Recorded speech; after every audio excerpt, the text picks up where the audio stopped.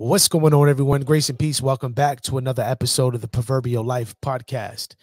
Today, I want to talk about tone police and why I stopped being a tone police. And what do I mean by a tone police? Well, tone police is someone who judges someone else based off their tone. I want to say on the outset that our tone does matter depending on the setting. So I'm a pastor of a local church, and I speak to and counsel all sorts of people, personalities, and backgrounds. I can't use the same tone with every single person. So I need to monitor my tone. I need to have self-control. I need to be aware of who I'm speaking to. I need to be aware of the occasion, and I need to use appropriate language and appropriate tone with the given person I'm speaking to. But I want to be careful, with that said, on emphasizing tone over content, because you can't please everyone.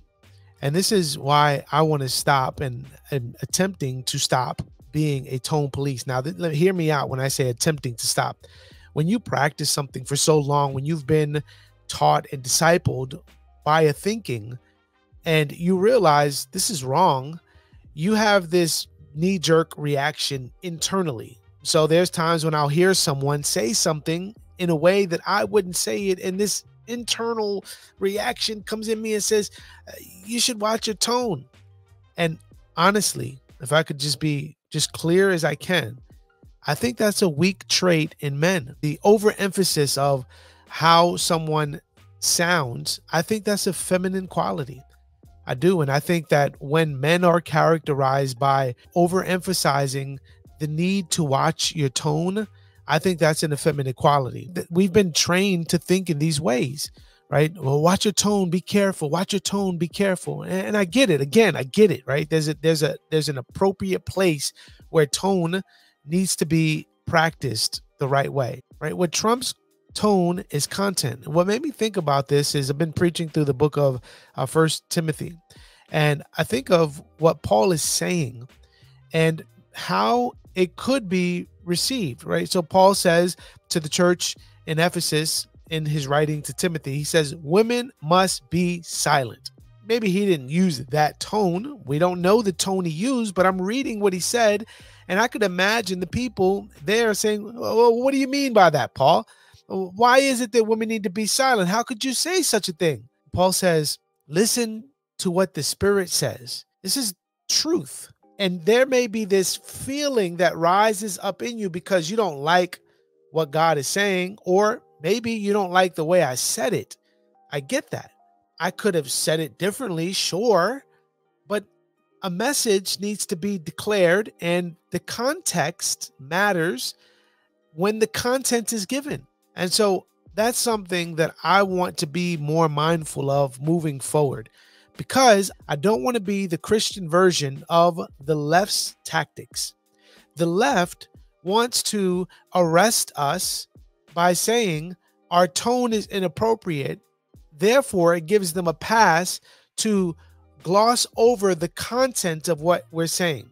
And when you start playing that game, you give yourself an out never to deal with what is being said, because you want to make the conversation focus on how it was said. And I get it. We need to communicate things as clear as possible, but the tone and how it's received does not trumpet content. You think of Jesus's tone throughout his ministry and how it offended people. And yet people use that as an excuse not to receive what he was actually saying. And so I want to stop being a tone police. I don't want to arrest people and keep them in bondage by my weaknesses. Now, I have the option not to listen to this person. Now, if this is your pastor, you have always the option of going to another church, and I would advise you not to do that. I would advise you first to go speak to your pastor and get clarity before you just get up and leave. I think that is the appropriate way before you leave a church.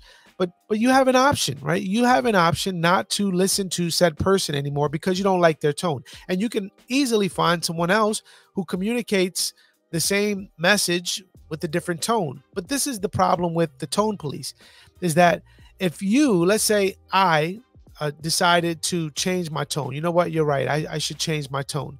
And there are 3 people who are upset with the tone that I've used, and I changed my tone.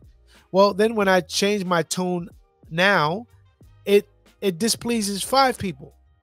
I've pleased the 3 people, but now I displease the 5 people. See, you can't live your life that way. You can't. A man of God should be led by the Spirit, and he should speak appropriately for the occasion.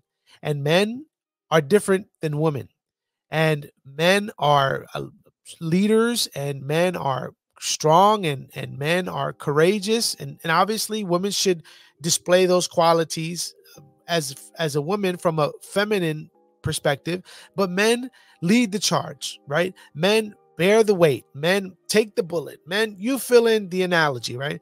That's what we do. But brothers and sisters, with that being said, men are prophets. We speak the truth. We're not always going to do that perfectly, but listen to what is being said, evaluate it, and judge it based on the content, not based off the tone, first and foremost. What is the solution?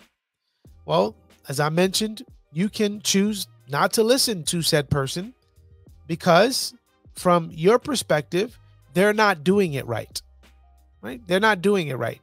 There's a better way to do it. Well, then I would encourage you to do it the better way.